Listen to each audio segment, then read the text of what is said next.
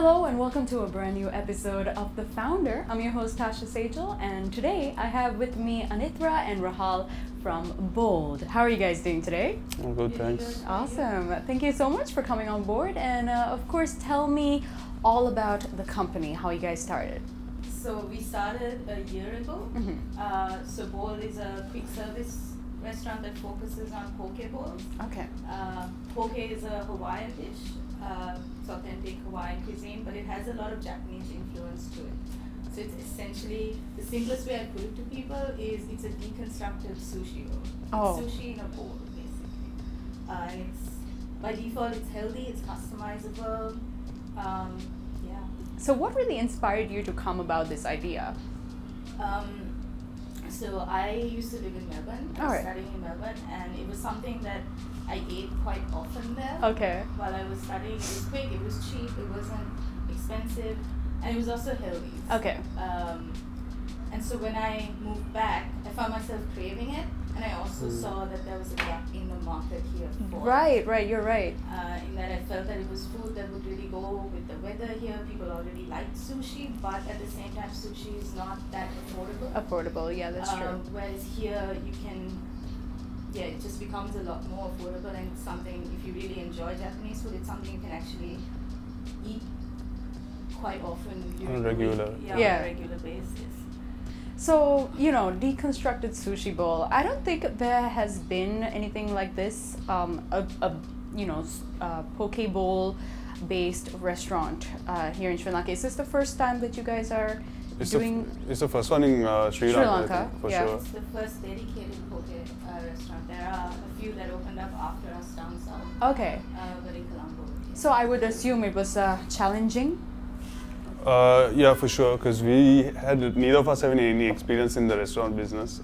So everything was like we learned from scratch. Okay. It was challenging but super fun though. Okay. We spoke to as many people as we could in the industry, and to everything from kitchen supplies to interior to Anithra creating the menu. We just did everything from scratch, which is what we wanted though. We wanted to challenge others. I don't think we would have done it.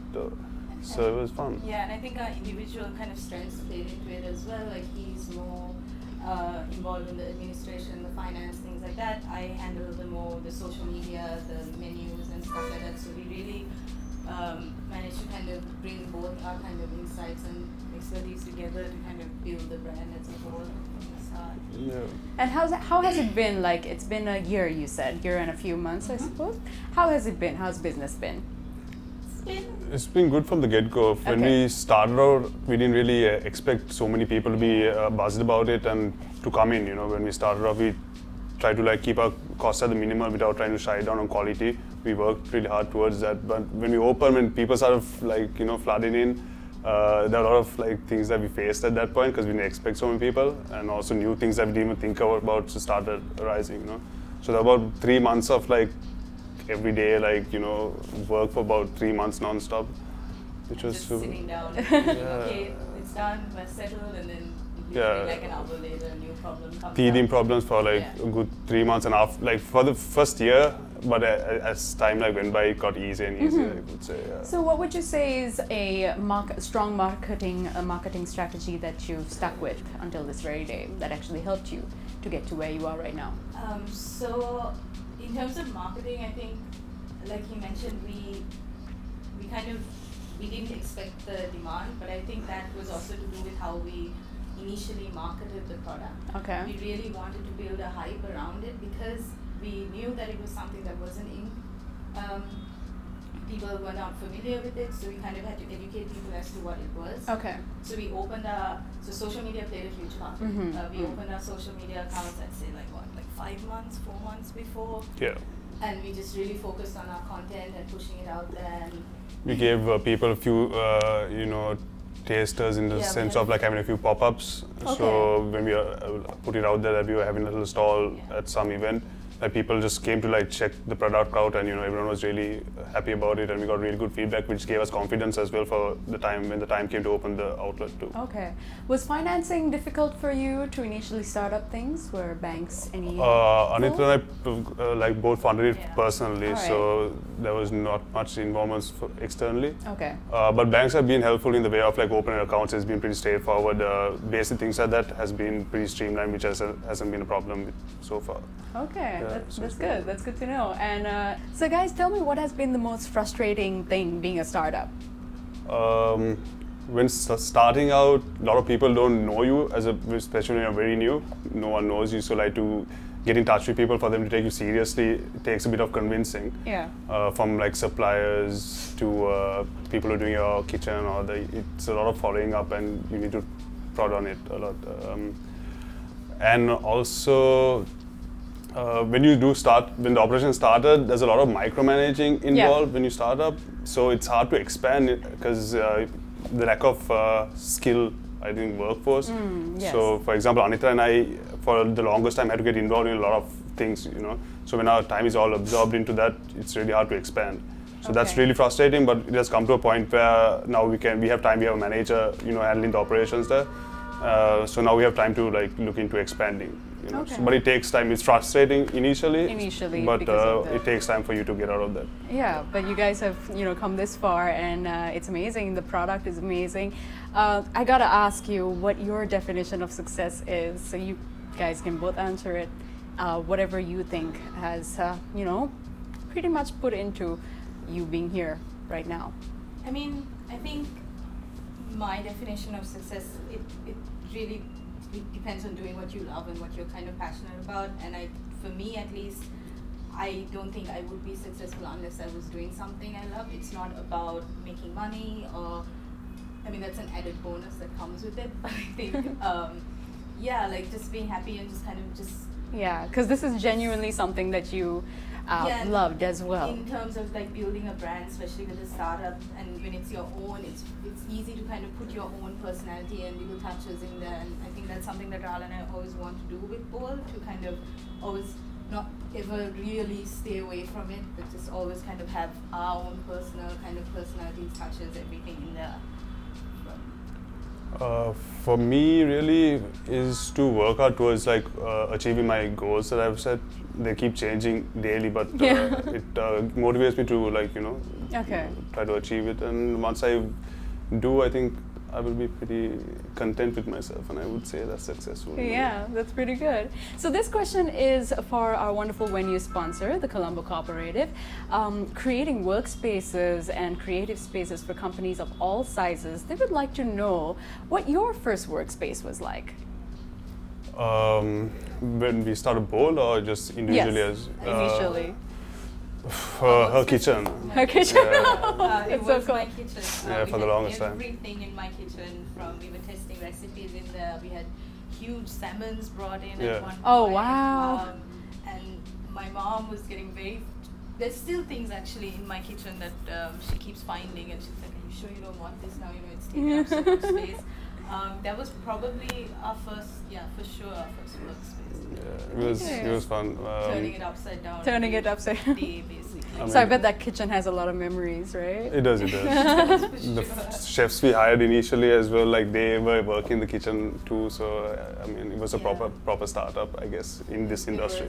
Yeah. So now that you're your own boss, is there like would you ever want to work for someone else? I don't think I Don't could. think so, yeah. I always wanted to work for myself, so I don't know what about you. I could if I had to, but I don't intend to. Yeah, for sure. And another thing is, of course, now that you're your own bosses and you're a founder as well, is there like a founder that you look up to and you find inspiration in, that you would actually one day hope to sit for dinner with, like internationally or locally? Yeah, there's a lot of people out there, but I was telling Anithra as well, if I'm really inspired, and a lot of my work style is from what I've learned from my dad. Okay. So if it would have been cool if I could have known him when he started out, okay. I would have learned a lot as well from knowing that part of him as well. Yeah, that's really cool. Yeah. What about you, Anithra? Someone you look up to? I mean, I might just steal his answer a little bit back in terms of But I'd also really like to sit down with him now. Okay. With my dad now and just sort of get, I mean, we do, but a little bit more and just really get it out of him as to how he kind of did it and stuff like that. The most interesting thing is like how people like started their career. It's Yeah. not like where they are now. I find it more interesting how they got there. You know? Yeah, so yeah, there are that's loads true. of people you can talk to. I could talk to anyone, like even a shop owner to anyone. Now, there's a lot of people in this day and age trying to do their own thing. Just a thought, and they never really take it to practice, and maybe they want to start up just like you did. What kind of advice would you give them to basically do what they really love? You really need to first really want to do it, be passionate. You could be really passionate, or you could really want to like achieve something financially, or there should be some kind of motivation towards doing that. And you need to be very persistent in getting there, persuading, hard work. I mean, it's the normal thing you hear, but it's actually what you need in order to get there, to like start your own thing, for example. And I think once you get there, consistency is just very important. Just kind of maintaining that. I think what tends to happen is you get there and then you say, okay, I've gotten there, and then you sit back a little bit. So once you get there, the consistency and just kind of striving to always do better, it's like never kind of done. Especially when you own your own business, I don't think you can ever clock out. Wow, Something that I'm slowly learning. It's a learning curve and a learning process as well, every single day. It really is fun. That's all that matters, actually. And at the same time, let's talk about your restaurant, Bold. Where are your branches? Are you planning to expand? Tell me all about it. So we're currently located in Colby, down Seaview Avenue. Number 30. Number 30, yeah. So we currently only have one location. In terms of expansion, we're looking towards going down south. Down south, early next year. We're working on this project right now, so hopefully towards the first quarter of next year we should be able to open one down there. I'm about to head for lunch. What do I eat? What's the number one thing that you can recommend for me? Personally, for me, I like the tuna dish we have. Tuna dish, okay, cool. I'll keep that in mind. Tuna is, but the most popular are definitely the salmon and the teriyaki chicken. Those are the two most popular. I like to build my own bowl when I'm there. Oh, you can do that too? You can do that. It's very customizable. It suits a lot of dietary requirements and things like that. So. All right. That's pretty cool. Thank you so much for joining us, guys. Thank you. Yeah, and you guys are on Instagram and... Yes, we are. bold.sl. Okay, cool. So you guys can follow them and try to, spice things up for your lunch maybe.